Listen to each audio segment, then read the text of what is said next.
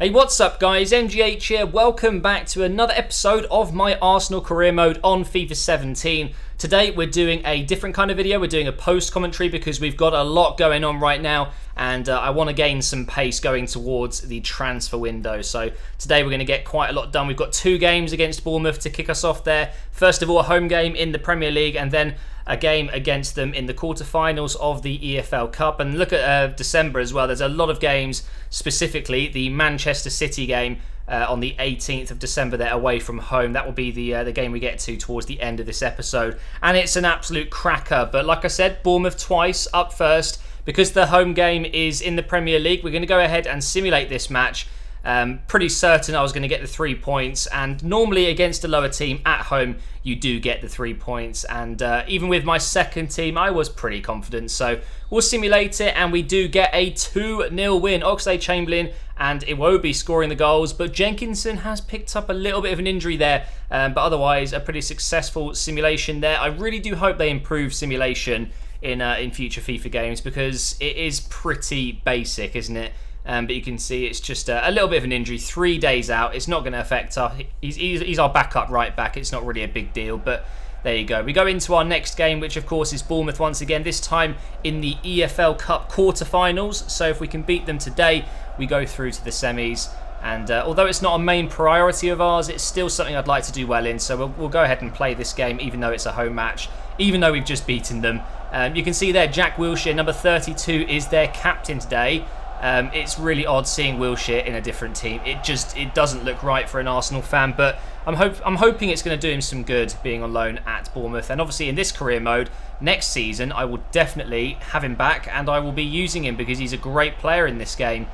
We get lucky with possession there. We managed to find Ozil. Lovely turn, and we get even more lucky here with the finish. Look at that. How did that get in the back of the net? I don't know. I'm going to celebrate it anyway, even though it's actually an own goal off Steve Cook, I believe. Bournemouth very unlucky here. First of all, they should have kept the possession on that side, but Bellerin was just not having it. He took it back. We found Ozil in the middle of the box. He turns the defender and has a shot across goal, and it just deflects off Cook and finds its way just inside of the post. So a good start to this game. And we had actually Welbeck starting up front for this match, giving him a go. And boy, oh boy, is he good. He's got so much pace. And he finds himself out on the wings quite a lot. I've got his instructions to drift wide, and it works so well with this Arsenal team, especially when you've got so many midfielders pushing forward at the same time. So really enjoyed using Welbeck in this game. And then I did that. That was a Rabona cross. Yeah, didn't go so well. Mesut Ozil probably wouldn't try that in real life because he doesn't have 2 feet. He's only got 1 foot. Although actually it's quite a good skill to use if you're just really good on 1 foot, because you just use that foot on the opposite side, if that makes sense. But anyway, the rest of the second half was pretty boring, not much going on, and in the 80th minute we do pick up a free kick and Mesut Ozil gets his second, well actually no it's not, is it? It was known goal. At this point of playing, I didn't see that it was known goal, so I assumed this was his second goal of the game, but at the end it did confirm it wasn't own goal, so Ozil only gets 1 goal in this match, unless we can pick up another goal here in the last few minutes. But I did decide to bring on Evans, our youth academy player, for the last few minutes, and almost scores on his debut. How amazing would that have been for Evans? I think he's only 17 years old, so that would have been one hell of a debut. Wasn't a bad shot, but easily saved in the end, and that was the end of the game. So a 2-0 win. We're into the semi-finals, and you will find out in the next episode, I think it is, who we have in the semi-finals. And let me tell you this, it's a big team, it really is. Anyway, into the next match, we've got Stoke at home in the Premier League. We get off to an absolute flyer here, 3 minutes in, and Granit Xhaka on his weaker foot just cannot direct that into the top left corner, and it was a shame. Xhaka has been a really good player. Look at that pass from Xhaka, just absolutely world class, mate. But finishing wise, just, yeah, not so great. He's definitely better box to box, making those passes, getting back, making tackles. I really do enjoy using Xhaka, and it would have been great for him to score. He gives away a pass there, and we almost retain possession, but that is going to be the end of the first half. I'll tell you what, Stoke were solid. They really were solid. They've got a very decent team in this game, a lot of physical players, and we almost break through in the 60th minute here with Ramsey back healing it to Ozil, but again, on his weaker foot. I've got so many players in this team that have, you know, one strong foot and the other foot not being so good. Cazorla And there might be one or two other players in the team that are not too bad, like Alexis Sanchez. But Cazorla's pretty much the only guy in the team that I do not worry about what foot he's got the ball on. Either way, guys, we do get a 0-0 draw against Stoke, which wasn't a very good result. So we had to go into the next game against Everton, hoping we can pick up all 3 points after dropping 2 against a pretty decent Stoke side. And in this game, it wasn't a great start. We give away a free kick right on the edge of the box to Everton here. I actually thought it was a penalty at first. I almost bricked myself, but luckily it was just a free kick and nothing came from it, luckily enough. And I'll tell you what, Everton have a very nice team in this game as well. They've got a new manager in Koeman as well. In real life, they're doing very well under him. And they were defending really well. It was similar to Stoke, to be honest. I had all the possession. I had quite a few chances, but I just could not break through and score the goal. But we get a corner here from Ozil. What a cross that is for Alexis. Out of all the people in the box, Alexis Sanchez wins it. And it's cleared off the line, although I do think it was slightly wide. But we get possession back. Very lucky with Giroud there, who started this game. And he smashes it into the top right corner. Now Giroud, I'm still unsure, guys. I still don't know what to think about Giroud. Really, really good at that type of situation where he's holding off players, beating him off the ball and just smacking it across goal. He seems to score quite a few like that. But in all other types of playing, all other aspects of his game, he's just not so good. It's a lovely turn from him there. Passes it inside to Mesut Ozil. I don't know how he got there. And actually, he was fouled in the process. So he did get the shot away. But I think it's McCarthy there. He takes him out. And that is now going to be a penalty. I was so confused at this point. I didn't know what the referee was doing.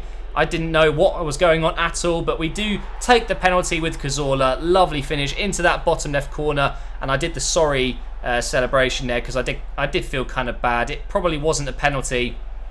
Especially if you don't notice it at first, but maybe it was. The referee gave it anyway, and now at this point Walcott probably should have made it 3-0, but it goes flying over the bar. He gets another chance here, but instead of shooting, I decided to cross it, and wasn't the best cross ever. Alexis Sanchez was there ready to volley it, but that wasn't going to happen, was it? And here's Coquelin. By the way, Coquelin is just so freaking good in this game. It's such a shame that I've got other good players in his position, like Cazorla and Xhaka. Otherwise, Coquelin will probably play every match. So maybe if Cazorla does leave at some point, we'll find out soon. Maybe Coquelin is the replacement, you know? Anyway, we do get the win. It was a good performance, and I felt good going into the biggest game of the episode, Manchester City away from home. You saw Pep there looking fly, and here's the Man City team. So Sterling and De Bruyne next to Aguero down that middle. And it's such a strong team. David Silva, Gundogan. Although Delph at CDM, I identified that as a bit of a weakness, so I did want to play it through the centre if I could. And here's my team. Now, it's going to look a little bit weird because I haven't got like a cam. I was actually playing a 4-1-4-1, but it showed a 4-2-3-1. Coquelin was actually below Xhaka and Cazorla there, so I don't know why it's showing that.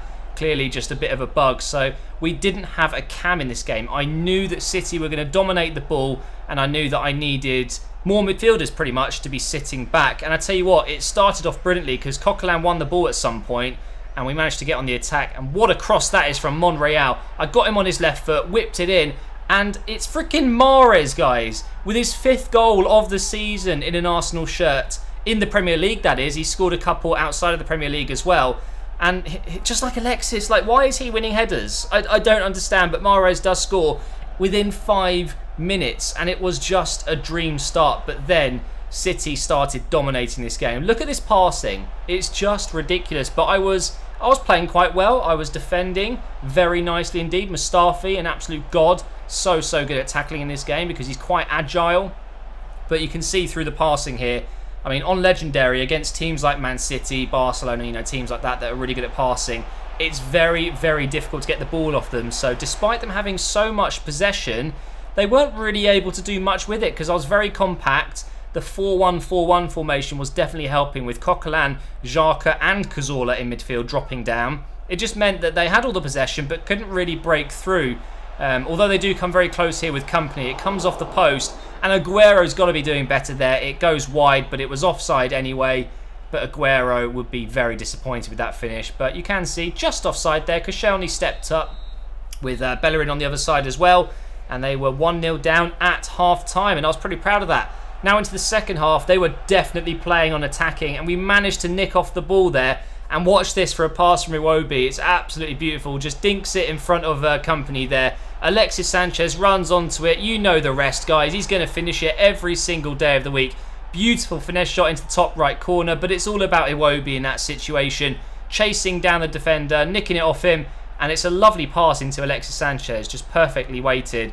And look at that finish as well. Bravo had no chance, and we were somehow 2-0 up against Man City, despite having like 35% of the ball. We just did not deserve to be winning 2-0, and Iwobi comes very close again there, almost making it 3-0.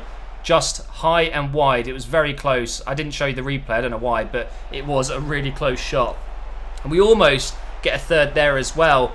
You can see I was playing on, I was actually playing on defensive, but I was playing counter-attacking football as well. So sometimes you can see the manager, you know, pushing the players up, using arm signals and things like that. But this is a prime example of what was wrong with Man City in this game. All the passing, but nothing from it. Like, what were they trying to achieve right there? They needed a goal to have any chance of getting a draw, and they were just passing it around the back. So that was a really good episode. Although we dropped points against Stoke, we are still only 3 points behind Chelsea with the game in hand, and we've extended our lead above Man City after that massive win. So guys, we are looking extremely good right now in the Premier League, and we're going to take a look at the top scorers here as well. Zaha, Navas, Coutinho, Austin, Arfield, Albrighton, Rondon and Vardy are the top 8 that you can see there. We seem to have spread our goals around all of our players. We've got a couple of that are on 4 and 5, but I do kind of want a goal scorer that's scoring a lot of goals, so maybe we'll look into it. But thank you so much for watching, guys. Make sure you leave a like and subscribe, and I will see you next time.